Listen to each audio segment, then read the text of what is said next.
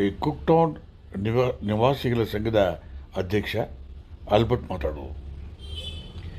ಈ ವಿಡಿಯೋವನ್ನು ನೋಡಿ. ಪ್ರತಿನಿತ್ಯ ಇದೇ ಪರಿಸ್ಥಿತಿ. ಬೆಳಗಿನ ಜಾವ, ಸಂಜೆ ಹೊತ್ತು ಟ್ರಾಫಿಕ್ ಇಶ್ಯೂ ಇಷ್ಟೊಂದು ಗಂಭೀರವಾಗಿದೆ.